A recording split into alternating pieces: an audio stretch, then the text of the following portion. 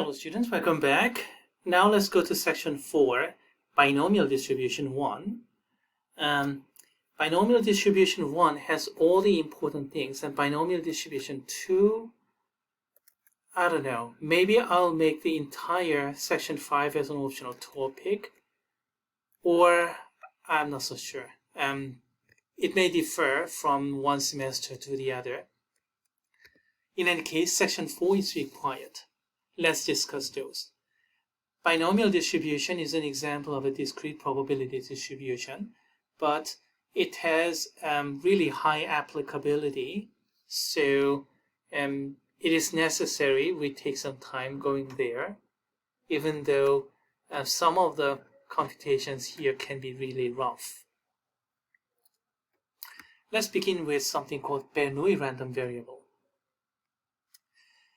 A Bernoulli random variable, named after a French mathematician Jean Bernoulli, is a discrete random variable that consists of just two pair of values, one for success, 0 for failure, with probabilities p for success and 1 minus p for failure and nothing else. For example, if you roll a die, for an ace you have a success, 1, otherwise all failure, so 5, 6. And the pair value of 1 versus 0, perfect for our digital world. It turns out that the mean and the standard deviation of Bernoulli random variable are like these. It turns out that mean is not too difficult to do. I mean, here's the proof. Mean is easy. By the way, here I did some color coding. So blue for success, red for failure. And here is the expected value computation. Payoff is 1 times probability p, and payoff of 0 times the probability of 1 minus p for failure. So what do we have? Just p, because 0 times this is just 0. So the mean, or the expected value, is the same as the winning probability, and that's easy. Now, how about the standard deviation? That's a little more complicated. Not impossible, but here it is. So, recall that mean is p, so payoff minus mean squared, payoff minus mean squared, and multiply the probabilities. Remember, p for success, 1 minus p for failure. See the color coding? And then some algebraic manipulation. Let's see, 1 minus p times 0 minus p squared, so just p squared. And then from here, we factor out p times 1 minus p. You see, p squared, common, 1 minus p squared, 1 minus p. So take the common factor out, then what do we have here?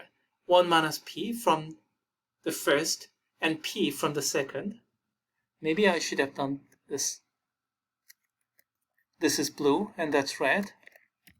And after taking p1 minus p out, this is coming from blue. That's coming from red. And then 1 minus p plus p, after simplification, is just 1. So we end up with p times 1 minus p. And that's a variance. How do you get the standard deviation? Take the square root of that, and there you go, square root of p1 minus p.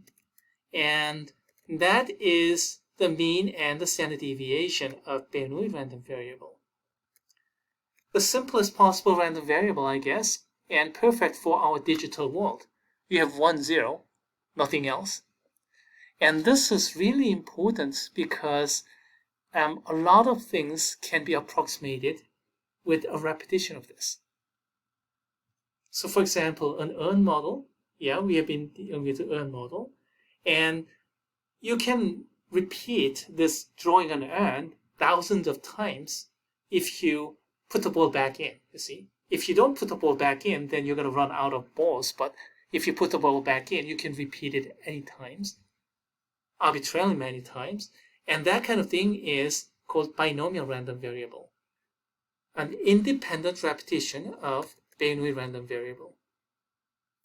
If you do that, that is, roll a die 1,000 times, or toss a coin 500 times, or select a ball from an urn 10,000 times with replacement, with success and failure, no 3-color, 4-color, just blue and non-blue, or green versus non-green, like that. Bi means 2. By the way, binomial. Why do we have binomial? Because we have only 2 possible outcomes, success for 1 and failure for 0. But what's really interesting about this binomial random variable is it is possible to explicitly write the precise expression of the probability mass function and the cumulative distribution function. This is a probability mass function for R successes out of total N independent trials of Bernoulli random variable. And this one is, well, X or less. So adding up those R values starting from 0 to, say, 19, or 0 to up to 47, kind of like that. And how do we end up with formula like these? Well, that's not something we are going to take any time into. Let's talk about how to utilize those. Okay, here we go. An urn contains 5 red balls, 3 green balls, and 2 blue balls. Choose 20 balls with replacement. So with replacement, so you can independently repeat it. So it's a binomial random variable. What is the probability that you get exactly 5 blue balls? So success probability is 2/10, and green or red, no difference. Just non-blue, so they are the same. So 2/10 is winning probability, and losing probability is, of course, 8/10. So you have to use this, right? Probability mass function formula. So for 20, let me expand the font. So choose 20 balls with replacements. So 20 factorial. And then you get exactly 5 blue balls, 5 factorial, and 20 minus 5 factorial. So this is going to be 15 factorial. So we are talking about precisely 5 successes. And then winning probability is 2/10. And I win 5 times. So the other,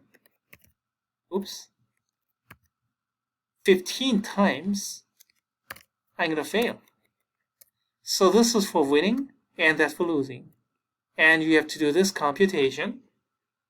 And this is going to be really ugly computation.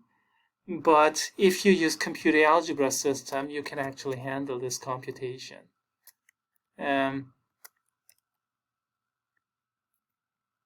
Oh wow, you end up with this number. I have no idea what that number is. So let's take decimal expression of that same number. And what do we have? 0.17 something. And that's going to be approximate probability that I'm going to end up with exactly 5 blue balls out of this trial when I do this 20 times.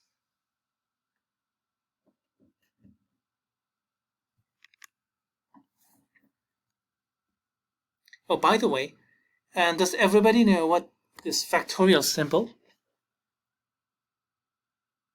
Say, for example, 5 factorial is 5 times, 4 times, 3 times, 2 times 1.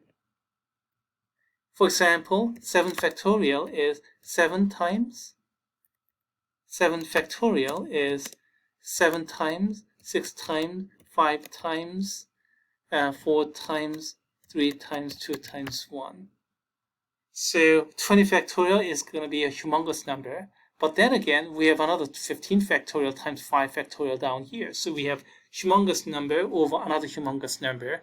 So we end up with a bit of a controllable fraction.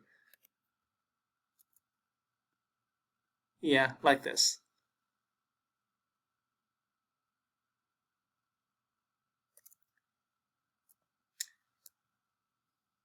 Well, let's do a binomial cumulative distribution example.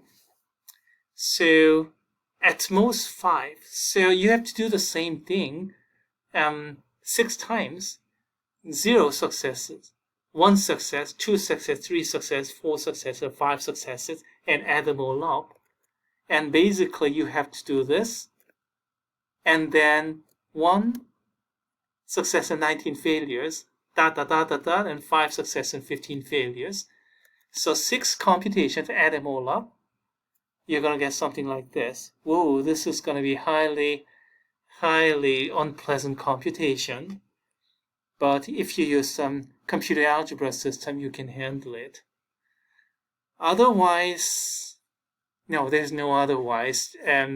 Doing something like this with handheld calculator is kind of crazy. But if you have not 20 balls, 20 replacements, but about 10 replacements or so, it's not impossible. So I may write something like this in homeworks. In exam, definitely not. It's too time consuming. Here's an empirical example problem. Suppose that the approval rate of a current president is 39% and the disapproval rate is 57%. This result is based upon a poll result published by Gallup Institute on June 10, 2020. And when I wrote this notebook, actually, find the probability that at most a third of 18 randomly selected people approves the president. Find the probability that more than half of 12 randomly selected people disapprove the president. You see, you can apply this binomial into a little bit more realistic problems. That's a motivation. In this case, what you do, at most a third. 1/3 of 6 is, 1/3 of 18 is 6.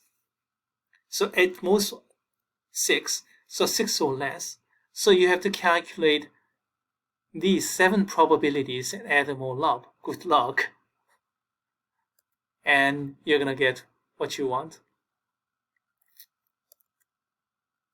In this case, more than half of 12 randomly selected people. So half of 12 is 6.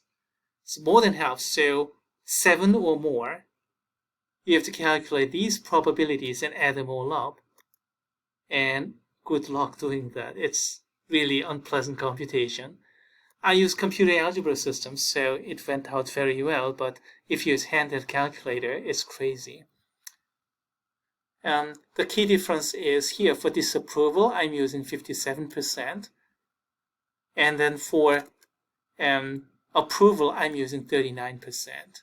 I'm not using both of them. You see 39%, 0.39, 1 minus 0.39. Here, 0.57, 1 minus 0.57. Not 0.39 and 0.57 together. That's about it for binomial.